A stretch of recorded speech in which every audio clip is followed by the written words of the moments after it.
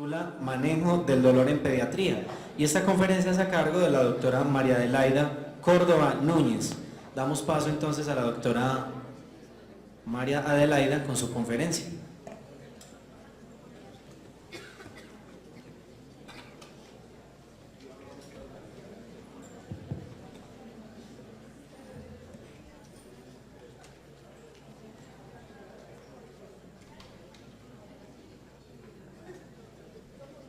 Que no está la presentación todavía. Buenas tardes, muchísimas gracias por haberse quedado. Sé que esta es una hora, digamos, complicada, un sábado, y muchísimas gracias por haberse quedado. Hoy vamos a hablar básicamente del dolor en la enfermedad crónica y específicamente un enfoque de cuidado paliativo pediátrico. Hablar de dolor en pediatría en 40 minutos es básicamente imposible.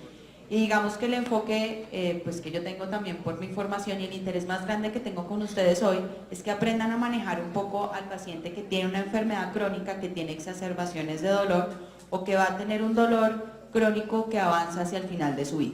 Bueno, esto no está enfocado en dolor agudo posoperatorio y creo que digamos es una cosa muy importante que ustedes deben tener en cuenta, y tampoco está enfocado para dolor crónico que no está originado en una enfermedad de base.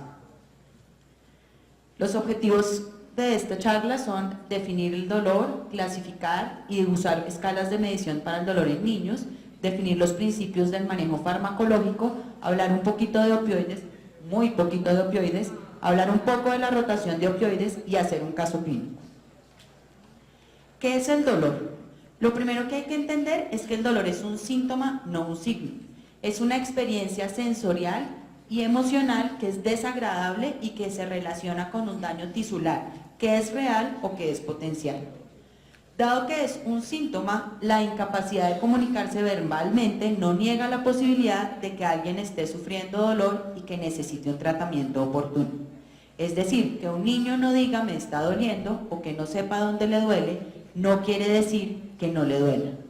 ¿Listo? El dolor es siempre subjetivo. ¿Eso qué quiere decir? Que yo puedo estar acá sintiendo un dolor de 10 sobre 10 y haciendo un esfuerzo para que ustedes no sepan, o puedo estar no sintiendo dolor y solamente ustedes lo van a saber si yo se los manifiesto. El dolor tiene diferentes dimensiones y esto es una cosa muy importante del dolor como síntoma. El dolor no es solamente algo físico como la temperatura, el dolor tiene muchos componentes emocionales. El dolor empieza con un estímulo nocivo que es percibido por receptores nocioceptores. Después va a tener una transmisión fisiológica del dolor llegando hasta el dorsal de la espina medular, y que después va a subir por los tractos de la médula espinal hasta el tálamo, y en el tálamo se va a dividir en diferentes fases, una parte que va hacia la corteza cerebral, otra parte que va hacia la amígdala y el hipocampo, y otro pedazo que genera un circuito reverberante dentro del tálamo. Esto es muy importante porque de ahí se desprenden una dimensión cognitiva del dolor, que es la que va a la corteza cerebral y dice, lo que me duele es esta parte de mi cuerpo, me pasó cuando yo toqué algo que estaba muy caliente, una parte que es afectiva, que depende de la amígdala, una parte conductual, que está asociada con el hipocampo, y una percepción sensorial del dolor específicamente en el sitio donde me está doliendo. Estas 4 cosas se interrelacionan para generar una experiencia dolorosa. ¿Eso qué quiere decir? Las experiencias dolorosas no se viven con la misma intensidad, aunque el estímulo sea exactamente igual, y cambian de persona a persona, de paciente a paciente. El dolor se clasifica de 3 formas diferentes, según su duración, según su fisiopatología y según su etiología. La duración se define como agudo o crónico y como irruptivo. Creo que el término que de pronto no están familiarizados es irruptivo. El dolor irruptivo se refiere a un dolor que interrumpe la vida normal del paciente, pero que es de muy corta duración y puede corresponder a una dosis insuficiente de opioide, se relaciona con un dolor neuropático, pero no es un dolor constante y es un dolor que tiene unas características de manejo importantes que vamos a ver un poco más adelante. El dolor agudo, ya saben, menos de 3 meses de duración, el dolor crónico, más de 3 meses de duración. Según su fisiopatología, el dolor nocioceptivo, que puede ser de origen somático o de origen visceral, y el dolor neuropático, que puede ser de origen periférico o de origen central. Y según su etiología, y es un dolor relacionado con la patología de base, un dolor secundario al tratamiento y a los procesos terapéuticos y diagnósticos. Esto es muy importante en lo que vamos a hablar hoy, porque hay muchísimo dolor que nosotros sistemáticamente creemos que no existe, y es el dolor asociado a los procedimientos médicos y el dolor secundario a las terapéuticas. Entonces, ese es un dolor que es importante tener en cuenta que existe, saber que muchas veces lo omitimos y lo tratamos porque lo que sí hacemos es sedar a los niños para poder hacer más fácil la punción lumbar, porque sí lo que hacemos es que bajamos la fiebre y de rebote bajamos el dolor, pero no tenemos en cuenta todo el tiempo los síntomas como dolor, y es una cosa muy importante. ¿Qué recomendaciones en general hay para manejar un paciente con dolor? Uno, valorar el dolor, no solamente el dolor que existe, sino el dolor potencial. Cada vez que llega un paciente nuevo al servicio de urgencias o a hospitalización, uno debería preguntarse si ese paciente va a tener dolor en el transcurso de su hospitalización o en el transcurso de su estancia en urgencias, o si tiene dolor. Muchas veces los médicos usamos expresiones como, pero no le debe doler tanto. Yo no creo que le esté doliendo. Y eso es un error, porque así como hacemos esos juicios, no pensamos, de pronto sí le va a doler, ¿sí? De pronto un paciente que tiene un osteosarcoma, acomodarle la pierna para hacerle una radiografía le puede generar dolor. Un paciente que tiene una fractura le puede doler la pierna para acomodarle la pierna para hacer una prueba de diagnóstico. Entonces siempre piensen si hay un dolor real en ese momento o si hay un dolor potencial por algo que vamos a hacer en los próximos minutos. Segundo, ¿qué parte del cuerpo duele? Parte integral de la historia clínica y el examen físico. El dolor en los niños es muy difícil de localizar, sobre todo si estamos hablando de un niño pequeño. El niño pequeño, entre menores de 3 años, va a tender a responder sí o no, de acuerdo a lo que le convenga, sin entender muy bien qué significa sí y no a veces. ¿Te duele? Sí. ¿Tienes una yaya? Y sí. ¿En dónde? ¿Sí? La gran mayoría de los niños hospitalizados tienen un dolor terrible que sí nos cuentan a todos, el de la canalización. ¿Cierto? Uno dice, hola, ¿qué te duele algo? Sí, ¿qué? Y todos sacan su manita, ¿cierto? Entonces digamos que a veces uno omite que hay cosas que realmente generan dolor y deja de preguntar los dolores porque lo primero que refieren es eso. Entonces siempre es importante preguntar qué otras partes del cuerpo duelen y examinar a los pacientes completos, ¿sí? Cuando uno examina a los pacientes, uno a veces encuentra que el dolor realmente no está solo en la mano, sino que está en otra parte del cuerpo, y esa parte del cuerpo que está doliendo nos puede ayudar a encaminarnos hacia un diagnóstico. El contexto. Definir cuál es el impacto de la familia en la atención sanitaria y los factores ambientales en el dolor del niño. ¿Esto por qué es importante? Los niños aprenden las experiencias a través de su experiencia y de la experiencia de sus padres y sus pares. El miedo de los papás hacia las agujas, hacia los procedimientos médicos, hacia una serie de cosas influye en que el niño sienta más dolor o crea que tiene más dolor, ¿sí? Segundo, nosotros somos una sociedad en la que el dolor es para las niñas y el no dolor es para los machos. Y no hay insulto más grande en nuestra sociedad que decir, usted sí es una nena, ¿no? Entonces miren todo lo que nosotros hacemos sistemáticamente para omitir el dolor de las personas, ¿listo? Entonces clave, mirar los factores ambientales. Cuando uno le pregunta a un niño, ¿a ti te duele algo? Lo primero que hace el niño es voltear a mirar ¿a quién? A la mamá, exactamente. O sea, nosotros tenemos que aprender a interpretar en los niños y en su familia si hay dolor o no hay dolor. Cuarto, documentar, registrar la intensidad del dolor del niño de forma regular y utilizar una escala de dolor que sea simple y apropiada para el niño. Nosotros somos igual que los niños. ¿Tenía dolor? Sí. ¿En dónde? No sé. ¿Le dolía mucho o poquito? No sé.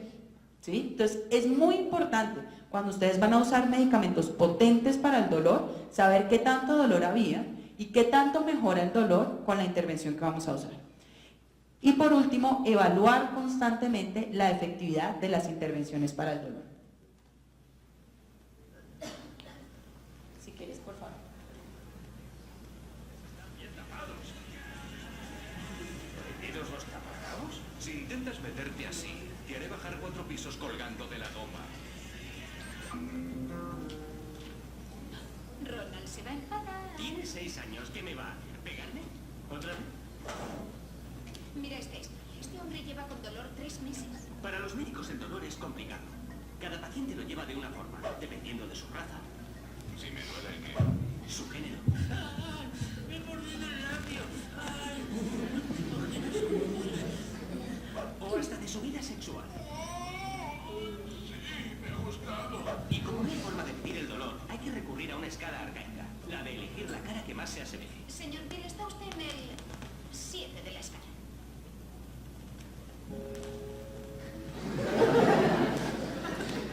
Sí, un 7. ¿Qué es un 10?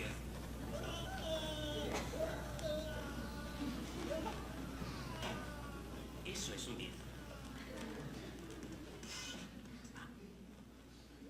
Creo que esa es una interpretación maravillosa de lo que hacemos sistemáticamente los médicos. Entonces, sí existen escalas para medir el dolor, no las usamos a veces de rutina y a veces no sabemos usarlas. Las escalas para medir el dolor en los pacientes grandes, mayores de 7 años en el caso específico de pediatría, que no tienen déficit cognitivo, son la escala visual análoga, la escala numérica análoga y la escala categórica. La escala visual análoga es una línea que mide 10 centímetros. Uno debería mostrarle a los pacientes la línea y decirles, en este extremo no hay dolor, en este extremo es el peor dolor que usted se imagina, ¿en qué punto coloca usted su dolor? ¿Listo? Casi nunca usamos esas escalas, casi siempre usamos escalas numéricas análogas, en las cuales uno le dice 0 es no tener dolor, 10 es el peor dolor imaginable, dígame de 0 a 10 qué tanto le duele. ¿Listo? Eso es muy útil en adultos competentes que entiendan qué es una calificación, ¿sí? Si uno le dice a un niño de 5 años, imagínate el peor dolor de tu vida, de pronto es muy difícil que logre entenderlo. Entonces es muy importante que en general ustedes traten de no usar este tipo de escalas en niños menores de 7 años. ¿Por qué 7 años? Porque los 7 años corresponden a un desarrollo, a pasar de pensamiento concreto a pensamiento abstracto. ¿Listo? En general, ¿cómo se clasifica el dolor? Los pacientes que tienen de 0 a 4 dolor se consideran, 0 es no dolor, perdón, de 1 a 4 dolor leve, de 4 a 6 dolor moderado y de 6 a 10 dolor severo. La escala categórica simplemente tiene esas 3 categorías y uno le pregunta al paciente, ¿tú tienes dolor leve, moderado o severo? A veces eso es muy difícil con los niños, pero algo que puede ayudar un poco es ayudarse de las manos y decir, tu dolor es así, así o así. Eso para los niños chiquitos es muy útil y ellos sí lo entienden muy bien. Hay algunos estudios que utilizan escalas con los dedos o con termómetros que han sido, digamos, validadas, pero esta es la que más se usa, es la conceptual de preguntarle las categorías. La carita, las caritas, pues ya se dieron cuenta entonces que las caritas lo primero es que uno no compara contra la carita del paciente. Las caritas son para que el paciente se familiarice con la escala y diga cómo se siente, ¿sí? Recuerden siempre, el dolor es un síntoma, no un signo. Entonces yo lo mido en la medida que el paciente me lo cuenta, no lo puedo medir como mido la talla de un paciente. Entonces, ¿qué es importante para usar las caritas? Que el paciente se intente familiarizar con las caritas. Si por ejemplo ustedes tienen un paciente que viene, que tiene un diagnóstico de un osteosarcoma, que van a operar, le van a hacer un control local y va a ser llevado a cirugía, sería muy interesante jugar con la escala antes de que el paciente entre a cirugía. Si el niño juega antes, ustedes le preguntan cómo te sientes hoy, con qué carita te sientes identificado, es más probable que en la medida que conozca la escala se pueda relacionar más adelante con la escala y al día siguiente o en su posoperatorio inmediato darles una clasificación más certera de su dolor. Existen las caritas revisadas, que son estas, que son las que utiliza la Asociación Internacional para el Estudio de Dolor, que tienen, cada una es una categoría de A2, de 0 a 2, de 2 a 4, de 4 a 6, de 6 a 8 y de 8 a 10, y la clasificación entre leve, moderada y severa es exactamente igual que la escala visual análoga. Estas son otras caritas que de pronto ustedes las conocen más, son las caritas de Wong-Baker. Funcionan básicamente igual, lo único es que las caritas son diferentes, pero parece ser que las personas reconocen mejor las caritas de la escala revisada. Entonces, en general en los estudios se usan más las otras, no importa la que usen, simplemente usen alguna. Y en los niños menores de 3 años o en los niños que tienen un déficit cognitivo en los cuales realmente no se puede evaluar con el paciente y el dolor no es un síntoma autorreferido, es importante usar escalas comportamentales. Existen varias, la más utilizada y la más recomendada es la escala FLAC, que es esta. cara, face, piernas, leg, actividad, activity, llanto, crying, y capacidad de consuelo, consolability. Básicamente es una escala que tiene dos valores posibles, 0, 1 y 2, que si ustedes suman da 10 y si suman todo esto da 0. Y en el camino da la misma clasificación. Bueno, todas estas escalas es importante aprenderlas a usar. Pasa un poco como cuando uno enseña deshidratación grado 1, 2 y 3, ¿sí? Entonces uno dice, los ojos están un poquito hundidos o los ojos están muy hundidos, ¿sí? Y para el pediatra eso es muy intuitivo, pero cuando uno le pone a un estudiante de medicina a mirar a los ojos del niño al principio no es tan fácil, y después de ver a un niño con deshidratación grado 3 ya dicen, ya sé cómo es eso. Entonces esto es muy parecido y sí vale la pena que aprendan a usarlas sistemáticamente. Todo esto se debe asociar y se debe confrontar con cambios fisiológicos, ¿sí? Como yo les dije al principio, yo puedo decirles yo tengo 10 sobre 10 de dolor y nadie me debería creer, pero si en algún momento ustedes dicen, bueno, de pronto sí le duele, parte de lo que deberían hacer es evaluar mis variables vitales, frecuencia cardíaca, frecuencia respiratoria y tensión arterial. Taquipnea, taquicardia y tensión arterial elevada en presencia de dolor que el paciente refiere o alteraciones en las escalas conductuales se asocian a dolor. ¿Qué recomendaciones hay que tener en cuenta en el manejo del dolor en general? 1. Evaluar integralmente el dolor en cada ingreso hospitalario o en cada visita. Entonces, recuerden siempre, un paciente que tiene una enfermedad crónica, hasta en el 70% de los casos tiene dolor. Entonces, ese paciente, dado que tiene más factor de riesgo de tener dolor, debe ser interrogado sistemáticamente por la presencia de dolor. Segundo, utilizar a intervalos regulares instrumentos validados para medir la intensidad y medir la eficacia del plan de manejo. Si yo ahorita decido iniciar una terapia para el dolor, debería evaluarla en 1 o 2 horas dependiendo del medicamento que vaya a usar, con la misma escala con la que decidí iniciar el manejo, para poder evaluar si realmente esa intervención ha mejorado o no ha mejorado el dolor. Y tener atención especial a las preferencias y las necesidades del niño. Mucho compromiso del dolor del paciente pediátrico no es dolor real físico, es dolor emocional por la angustia que le genera estar hospitalizado, por la angustia que le genera estar en un servicio de urgencias, por ver a su papá angustiado, por no entender lo que le vamos a hacer, porque siempre les decimos tranquilo, no te va a doler, ¿sí? Todas esas cosas hacen que el niño tenga muchísima ansiedad muchas veces en el dolor. Si uno explica lo que va a hacer, qué implicaciones tiene, le explica a los papás, muchas veces ese monto de dolor disminuye y es mucho más fácil manejar el dolor. Segundo, los niños casi siempre dicen que no tienen dolor porque les da más miedo lo que le vamos a hacer para el dolor que tener el dolor. Entonces, existen medicamentos vía oral que son muy buenos para el dolor. Muchas veces en la cabeza de los pediatras y de los médicos generales en el servicio de urgencias, lo intuitivo es poner medicación endovenosa. Pero si ustedes no tienen un acceso vascular, el niño tiene un dolor, aún si tiene un dolor severo, existen opciones terapéuticas vía oral que pueden ser muchísimo mejores para el niño. En general se recomienda usar la escala analgésica del dolor de la Organización Mundial de la Salud. La escala analgésica para el dolor de la Organización Mundial de la Salud es una escalera que tiene 3 escalones para los adultos, pero para los niños no tiene este segundo escalón. Y este es otro de los grandes mensajes de esta charla. Codeína, dihidrocodeína, tramadol, en principio para los pacientes que tienen enfermedades crónicas, van a salir de la cabeza de ustedes en este momento. No hay evidencia para usarlos en menores de 14 años, entre 12 y 14 hay mucha investigación controvertida, pero no parecen realmente controlar el dolor. Eso hace que sea todavía más fácil manejar un niño con dolor moderado o severo, porque una escalera se vuelve 2 escaleras, y no existe un pediatra que no sepa formular ibuprofeno, acetaminofén y dipirona, ¿cierto? Entonces, básicamente lo que tenemos que aprender hoy es cómo usar estos medicamentos.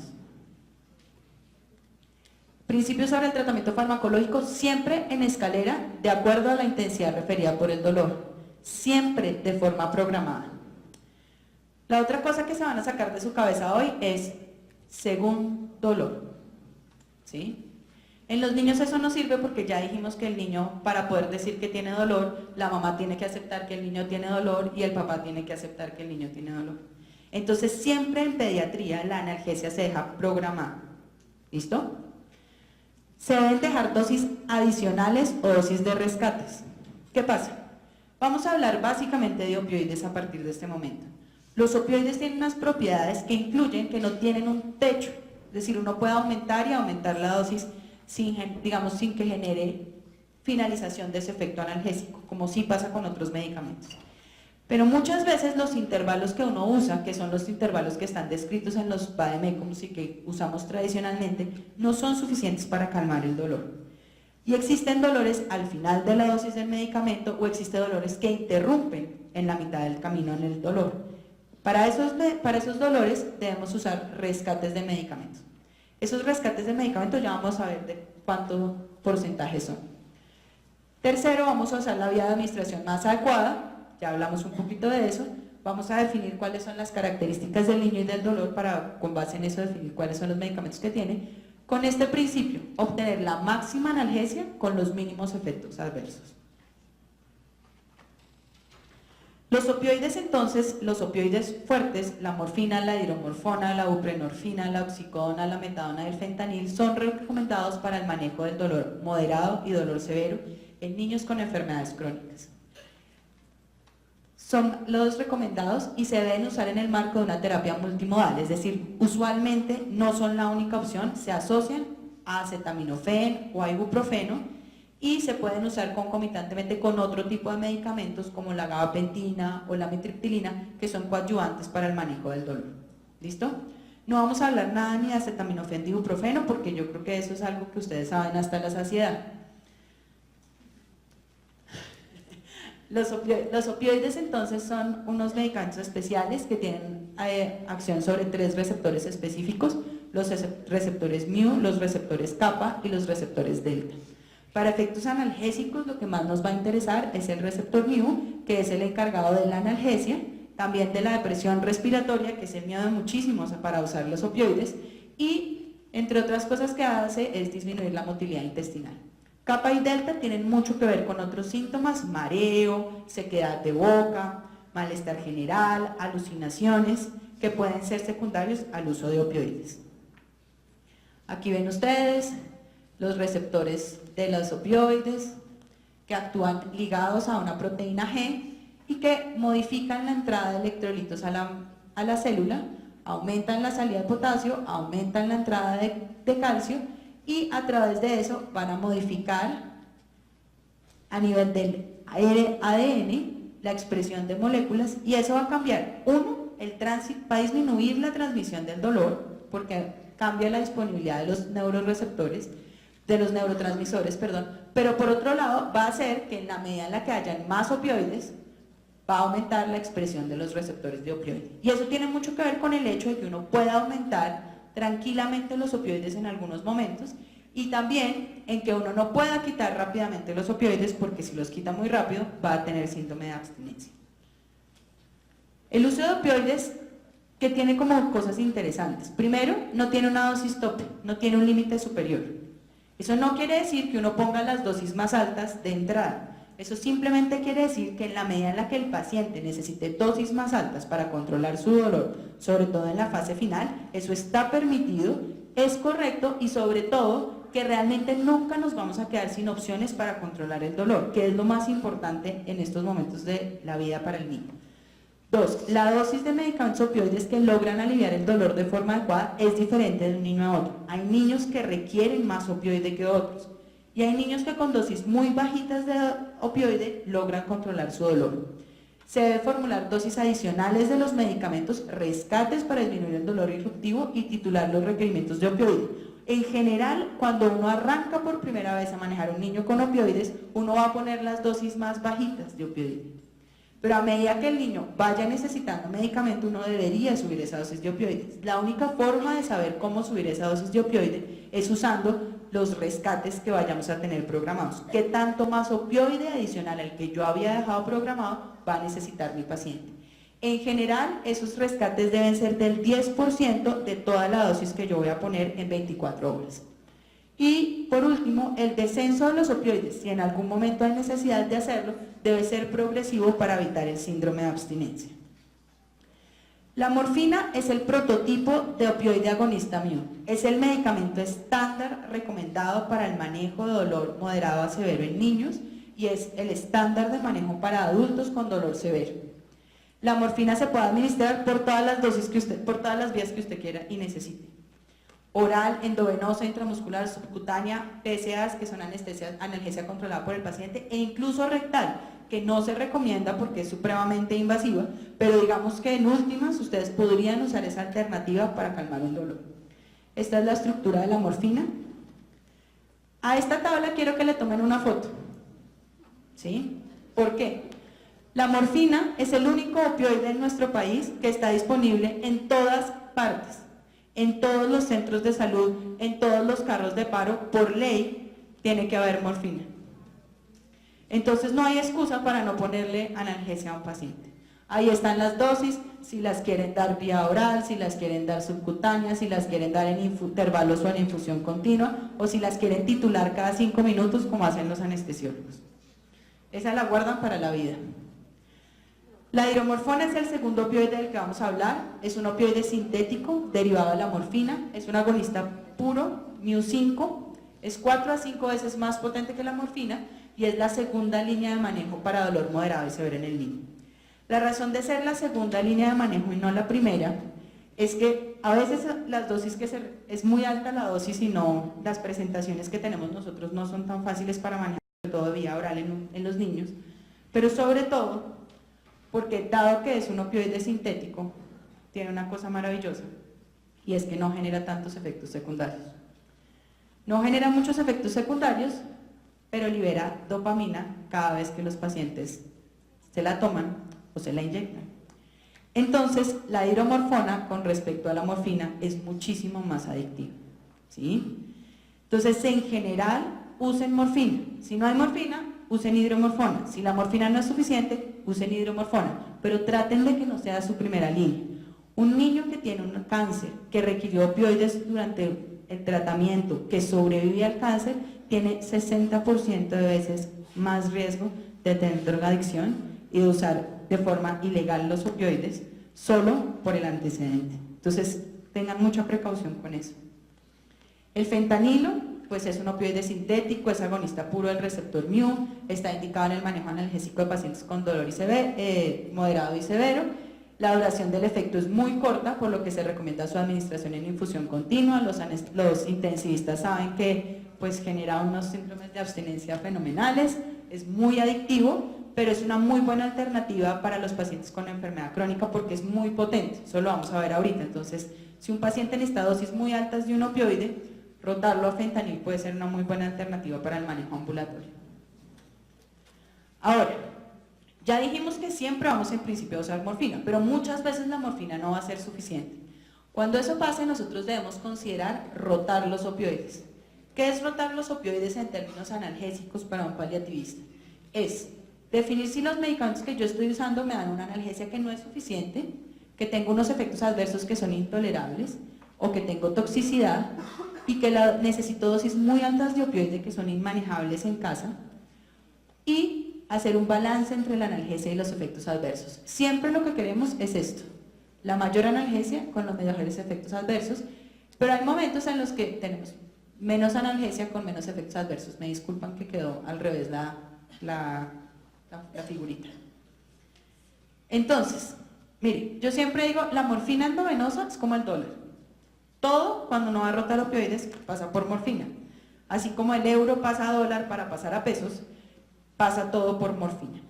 Siempre considere qué ruta está usando. ¿Estoy usando ruta de administración oral, sublingual o rectal, o estoy usando endovenosa? Si yo estoy usando oral, tengo 3 opciones: hidromorfona, metadona, oxicodona.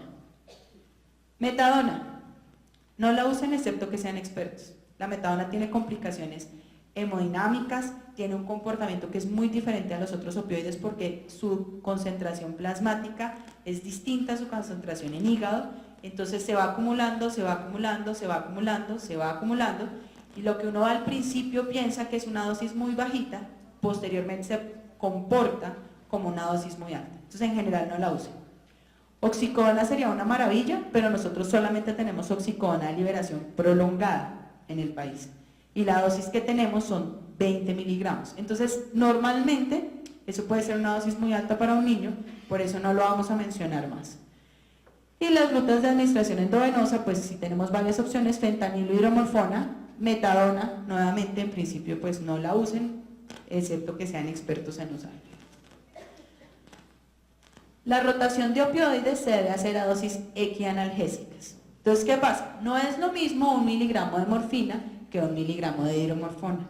Un error muy frecuente que ocurre es que un niño está en cuidado intensivo, tiene un esquema de pseudoanalgesia porque tiene una intubación, se va a pasar a piso, le quitan el fentanil, le ponen la dosis más bajita de morfina, 0.1 miligramo por kilo por dosis, a necesidad, y el niño sale y está desesperado del dolor. Entonces, muchas veces lo que pasa es que cuando cambiamos de opioide, creemos que nos toca volver a empezar a titular. Entonces, siempre van a pasar con dosis equianalgésicas. ¿Cuáles son las dosis equianalgésicas? Aquí les traje esta tablita.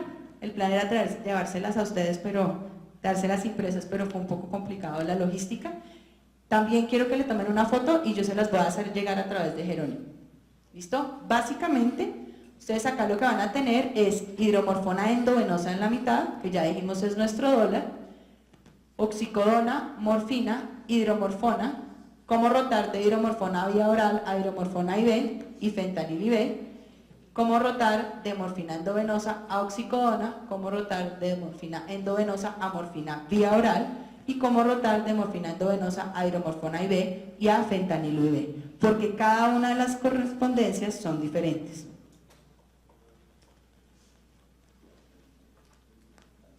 Entonces vamos a hacer un caso clínico. María es una paciente que tiene 10 años, tiene dolor severo, tiene una escala visual análoga del dolor de 8/10, secundario a un osteosarcoma de reciente diagnóstico. Pesa 20 kilos.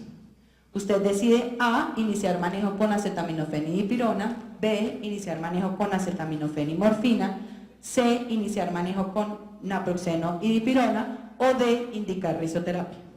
Entonces voten A, B, listo. Entonces todos vamos a ponerle morfina. Entonces, si volvemos a mirar la tablita, entonces estamos hablando de una niña que está con un osteosarcoma de reciente diagnóstico, es bastante probable que esté hospitalizada, y vamos a ponerle una dosis de 1000 microgramos por kilo por día. ¿Listo? Puede ser 500 o 1000 microgramos por kilo por día. ¿Eso cuánto les da? Saquen ahora sí el celular.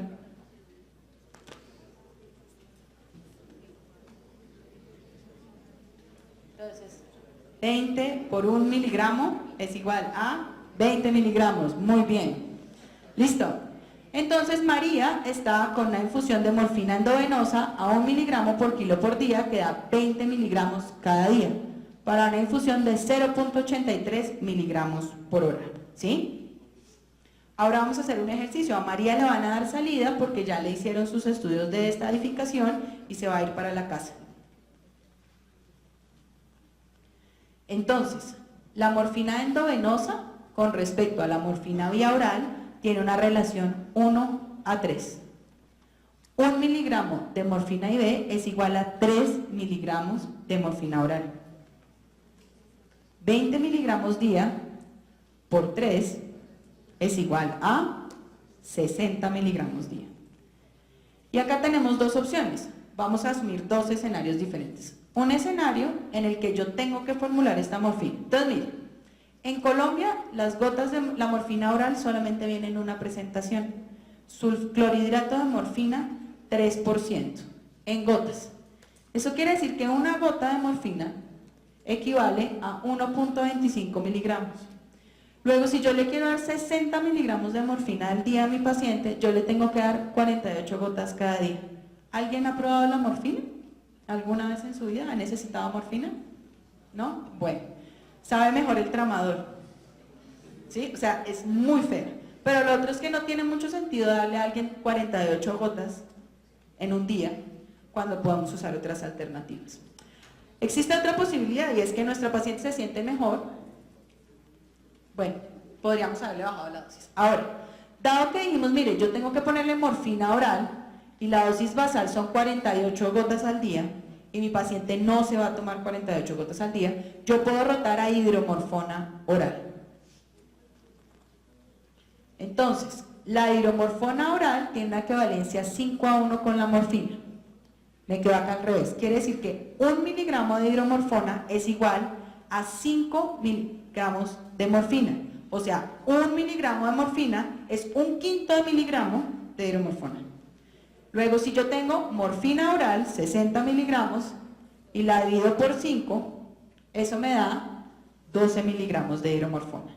La hidromorfona en nuestro país viene en 2 presentaciones vía oral, tabletas de 2.5 miligramos y tabletas de 5 miligramos.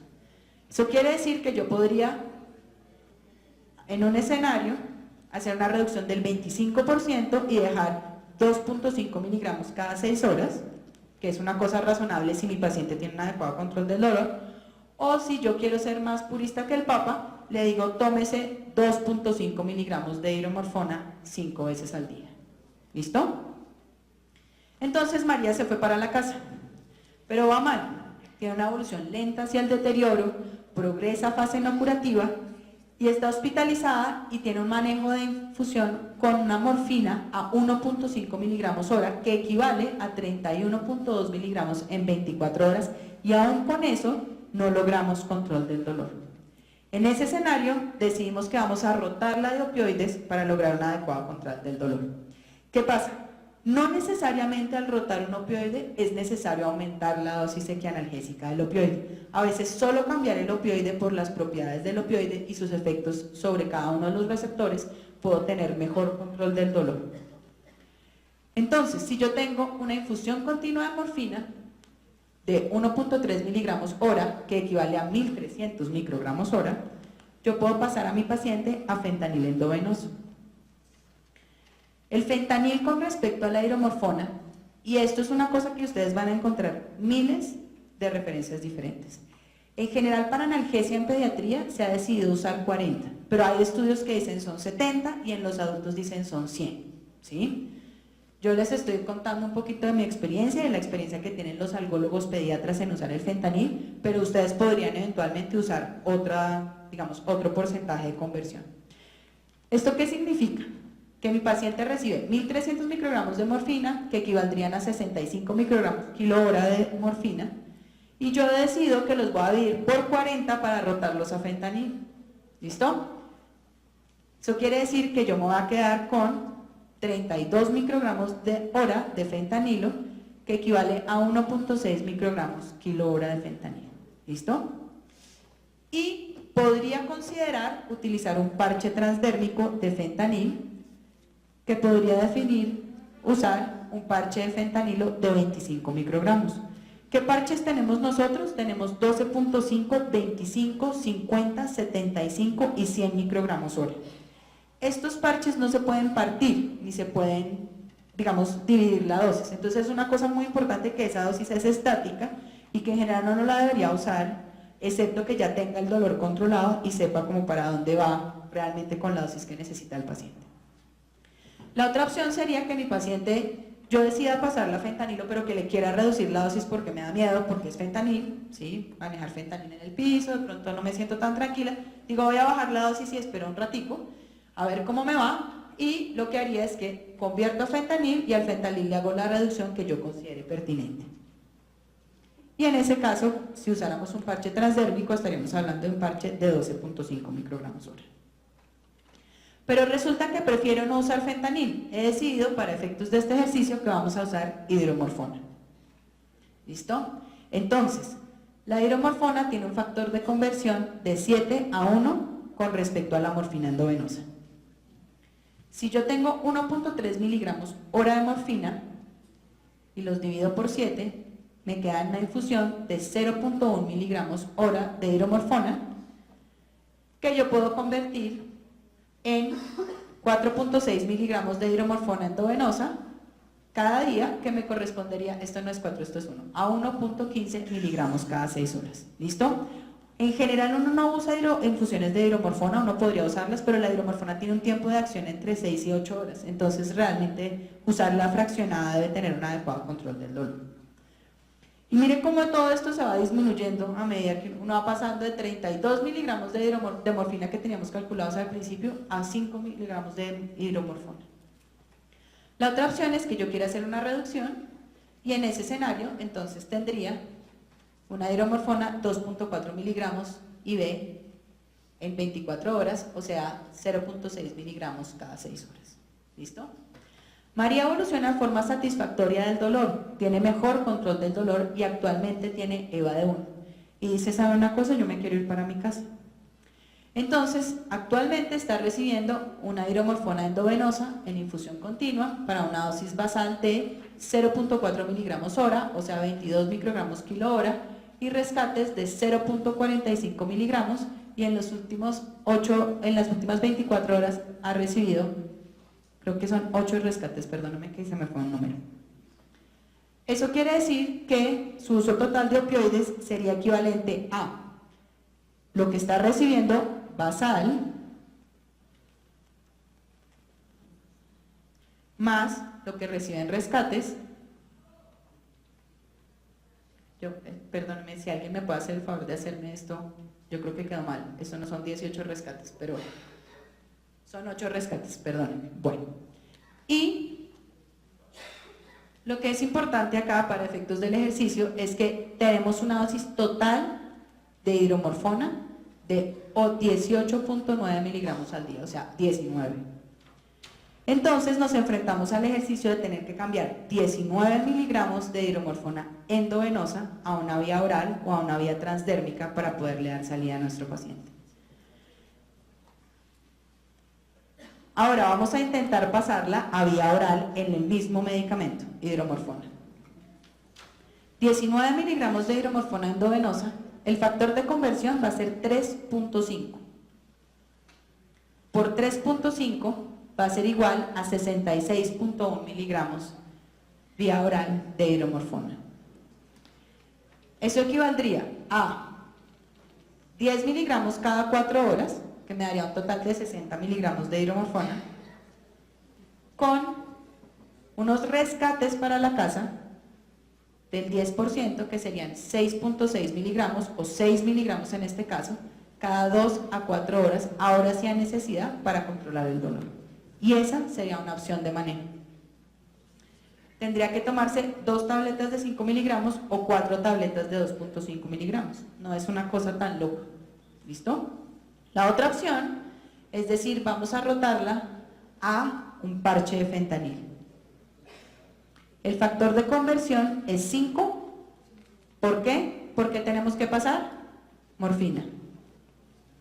Entonces, 19 miligramos día de hidromorfona endovenosa son equivalentes a 95 miligramos día de morfina endovenosa. Dividido 40 para tener fentanil serían 2.375 microgramos día endovenoso de fentanilo. Dividido 24 horas, 99 microgramos hora de fentanilo IV. Si yo quiero dejar el fentanilo igual de endovenoso a transdérmico, debería usar parches de 100 microgramos hora. Si quiero hacer una reducción del 50%, debería usar 50 microgramos hora. ¿Qué me daría?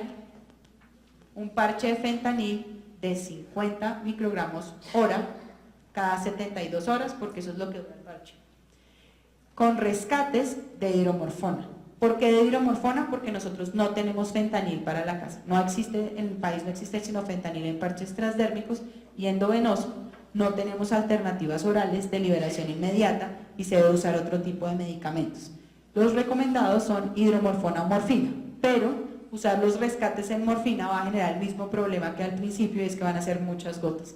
Por esa razón se recomienda usar hidromorfona. ¿Listo? María les agradece mucho sus cuidados, se va para su casa Muchísimas gracias, espero que haya sido de utilidad.